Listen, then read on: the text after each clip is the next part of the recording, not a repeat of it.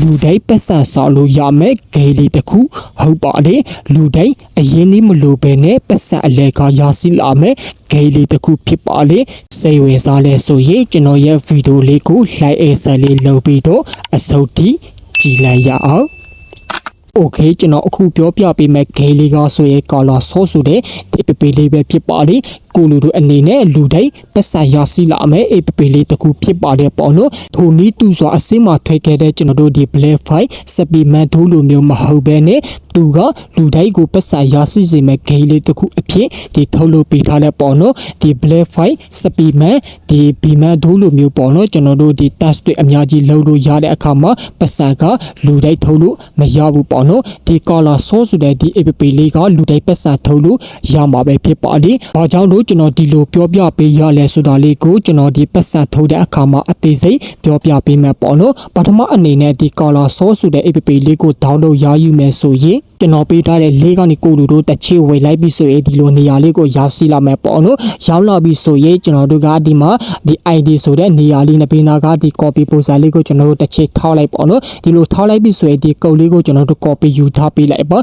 ့ဒီမှာ download now ဆိုတဲ့နေရာလေးကိုတစ်ချေနှိပ်ပြီးတော့ဒီ app လေးကိုကျွန်တော်တို့ Google Play Store မှာအလွယ်တကူ download ဆွဲလို့ရမှာပဲဖြစ်ပါလေ review ကဆိုရင်ဒီမှာ4.1 စတာအရေးတွေစီထားတဲ့ပေါ့နော် okay ကျွန်တော်တို့ဒီ color source ဆိုတဲ့ app လေးထက်ကနေလူတိုင်းပတ်စံအရင်ဒီမလို့ပဲနဲ့ဘယ်လိုပတ်စံဆောင်မလဲဆိုတာလေးကိုအစုံထိလိုက်ပါကြည့်စုပေးပါ color source ဆိုတဲ့ app လေးကိုကျွန်တော်တို့အသုံးပြုမဲ့ပတ်စံဆောင်မယ်ဆိုရင်ကျွန်တော်တို့ဒီဖုန်းထဲမှာစီတဲ့ဒီဘူပေလေးတစ်ခုကို connect တဲ့လုပ်ပေးထားရမယ်ပေါ့နော် okay ကျွန်တော်တို့ဒီ color source ဆိုတဲ့ app လေးထက်ကိုတစ်ချေဝေကြည့်လိုက်ရအောင် okay ဒီလိုနေရာလေးကိုရောက်စီလာပြီးဆိုရင်ကျွန်တော်တို့ဒီမှာ ID ဆိုတဲ့နေရာလေးမြင်တွေ့ရမယ်ပေါ့နော်ဒီမှာဒီကားလေးကိုတစ်ချေနှိပ်ပေးလိုက်ပေါ့နှိပ်ပေးလိုက်ပြီးဆိုရင်ကျွန်တော်တို့ဒီမှာ$0.2ကိုကျွန်တော်တို့ကဒီဟိုဝေချင်းမှာပဲရယူချင်တယ်ဆိုရင်ကျွန်တော်ပေးထားတဲ့ဒီကုတ်လေးကို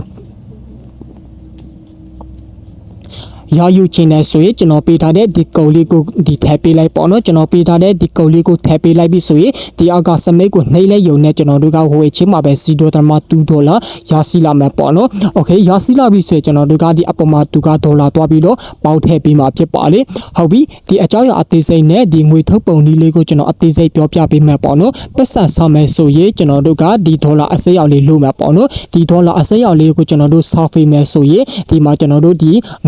$6ဆိုတဲ့ဒီကားလေးကိုတစ်ချင်းနှိပ်ပေးလိုက်ပါโอเคဒီလိုနှိပ်ပေးလိုက်ပြီဆိုရင်ကျွန်တော်တို့ကဒီမှာ$လေးတွေကိုတူပေးထားတဲ့ task တွေလုပ်ပြီးတော့ကျွန်တော်တို့ဆောက်ပေးလို့ရတယ်ပေါ့နော်ဒီမှာဆိုကျွန်တော်တို့ကစတားလေးတွေဆောက်ပေးရမှာဖြစ်ပါလေစတားလေးတွေကိုကျွန်တော်တို့ကဘယ်နေရာမှာသွားဆောက်လို့ရမလဲဆိုတာလေးကိုသူကဒီမှာ go ဆိုတဲ့နေရာလေးကိုပြပေးထားတယ်ပေါ့နော်ကျွန်တော်တို့ကဒီမှာစတားအရေးအတွက်15လုံးကျွန်တော်တို့ရတာနဲ့ပေါ့နော်ဒီမှာ$0.6ကိုရရှိမယ်လို့ပြောထားခြင်းပဲဖြစ်ပါတယ်ကျွန်တော်တို့ကဒီစတားလေးတွေကိုဆောက်မယ်ဆိုရင်ဒီမှာ go ဆိုတဲ့နေရာလေးကိုတစ်ချက်နှိပ်ပေးပါဒီမှာသူပေးထားတဲ့ကျွန်တော်တို့ကဒီဂိမ်းလေးတွေကိုကစားပေးရမှာပေါ့နော်တူညီတဲ့ color အရေးလေးကိုကျွန်တော်တို့ကစထည့်ပေးရမှာဖြစ်ပါလေဟုတ်ပြီဒီနေရာလေးမှာဆိုရင်ကျွန်တော်တို့ကဒီလို$ပေါ်လာတဲ့အခါမှာဆိုရင်ဒီကလေးဆွေနေရာလေးကိုလောမနှိပ်ပါနဲ့ပေါ့နော်ဒီကလေးဆွေနေရာလေးကိုနှိပ်လိုက်တဲ့အခါမှာဆိုကျွန်တော်တို့ကကြော်ညာကြည့်ပြီးတော့ဒီကြော်ညာထဲကနေပြန်ထွေးလို့မရတဲ့ပြဿနာဒီကြုံတွေ့ရမှာပေါ့နော်ဒါကြောင့်မလို့ကျွန်တော်တို့ကဒီအပေါ်ကအမားလေးကိုတစ်ချက်နှိပ်ပေးလိုက်ပါနှိပ်ပေးလိုက်ပြီးဆိုရင်ဒီဂိမ်းလေးကိုကျွန်တော်တို့ကပြီးဆုံးအောင်ကစား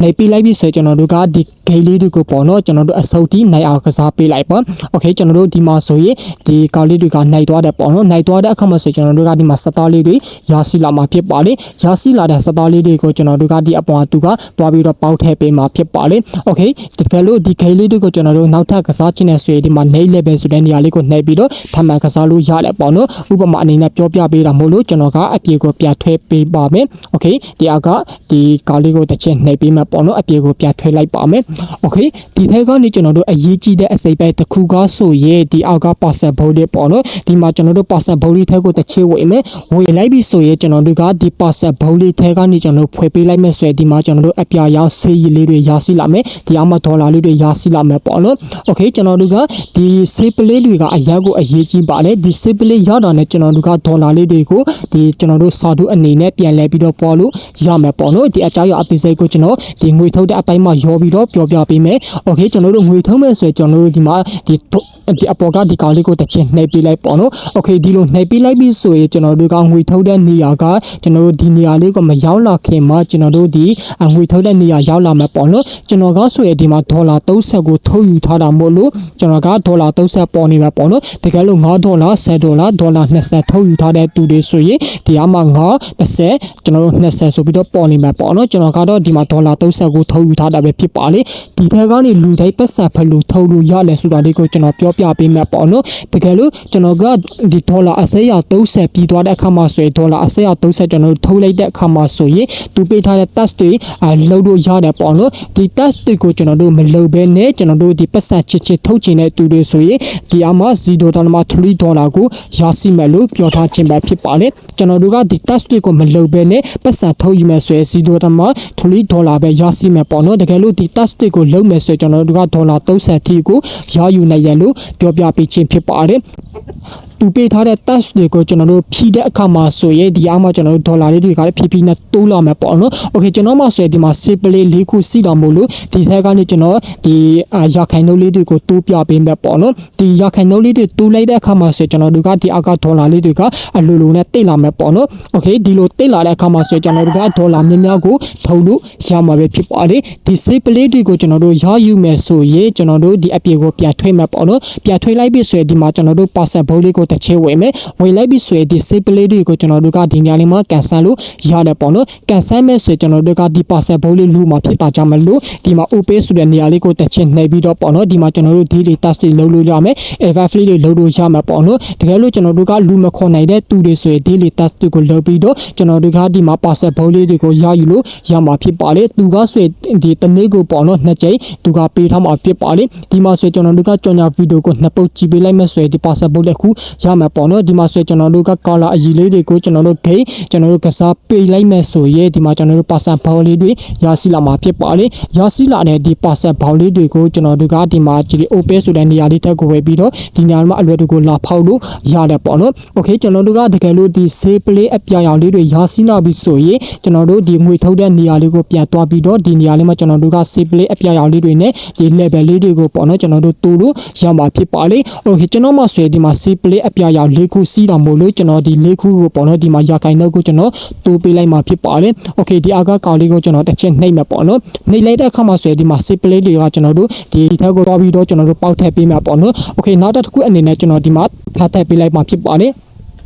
်ဟုတ်ပြီကျွန်တော်မှဆိုရင်ဒီမှာ$1.5ရခိုင်နှုတ်ကိုကျွန်တော်နောက်ထပ်10အနေနဲ့$2ဖြစ်တာကြောင့်မလို့ဒီမှာဒီလိုလေးပြပေးတတ်ပေါ့နော်ဒီအက continue ကိုတစ်ချက်နှိပ်လိုက်မယ်ဆိုရင်ဒီမှာကျွန်တော်တို့ကဒီကောင်လေးတစ်ခုအောင်မြင်သွားပြီပေါ့နော်အောင်မြင်တဲ့အခါမှာဆိုရင်ကျွန်တော်တို့ကဒီအမှဒီဒေါ်လာလေးတွေကအလိုလိုနဲ့ဒီ$2တော့ကိုမြေသွေးရောက်မှာဖြစ်ပါလေ okay ကျွန်တော်တို့ကဒီရခိုင်နှုတ်တစ်ခုကျွန်တော်တို့ပြီးတော့လည်းပေါ့နော်ဒီအမှဒေါ်လာလေးတွေကလည်းဖြည်းဖြည်းနဲ့$မှာဖြစ်ပါလေဒီ$တဲ့အခါမှာဆိုရင်ကျွန်တော်တို့ကဒီ100ရခိုင်နှုတ်ပြီးအောင်မလုံနိုင်တဲ့သူတွေဆိုရင်လည်းပဲကျွန်တော်တို့ဒီSAP ရခိုင်နှုတ်လေးတွေကိုကျွန်တော်တို့ကဒီတိုးပေးလို့ရတယ်ပေါ့နော်ကျွန်တော်တို့နိုင်တယ်လောက်ရခိုင်နှုတ်လေးတွေကိုတိုးပေးမဲ့ဆိုရင်ဒေါ်လာလေးတွေကလည်းအလိုလိုနဲ့တိုးလာမှာဖြစ်ပါလေဒီတိုးလာတဲ့ဒေါ်လာလေးတွေကိုကျွန်တော်တို့ကဒီရခိုင်နှုတ်100ရခိုင်နှုတ်ပြီးအောင်မစောက်ပဲနဲ့ချစ်ထုတ်လို့ရတယ်ပေါ့နော်တကယ်လို့100ရခိုင်နှုတ်ကျွန်တော်တို့ပြီးအောင်ကျွန်တော်လုပ်မယ်ဆိုရင်ဒေါ်လာ30တိကိုရရှိမှာပေါ့နော်ဒေါ်လာ30ကိုမလို့ချင်ဘူးကျွန်တော်တို့ကဒီမှာရခိုင်နှုတ်နည်းနည်းကိုပဲကျွန်တော်တို့လုပ်ပြီးတော့ဒီကျွန်တော်တို့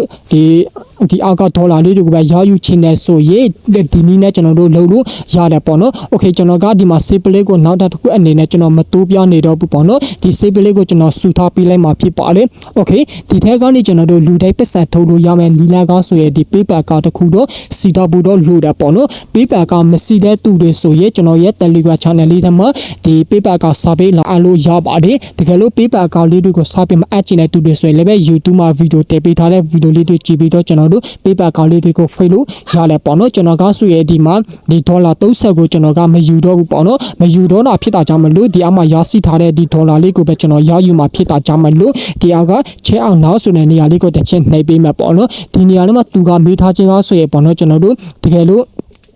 ဒေါ်လာ30ကိုမယူဘဲနဲ့ချစ်ချစ်ပတ်ဆက်ထုတ်လို့ရမယ်လို့ပြောထားခြင်းပဲဖြစ်ပါလေပေါ့နော်တကယ်လို့ကျွန်တော်တို့ကချစ်ချစ်ပတ်ဆက်ထုတ်မယ်ဆိုရင်ဒီမှာချက်အောင်နောက်ဆိုနေရာလေးကိုနှိပ်ပြီးတော့ချစ်ချစ်ထုတ်လို့ရတယ်ပေါ့နော်တကယ်လို့ကျွန်တော်တို့ကဒီ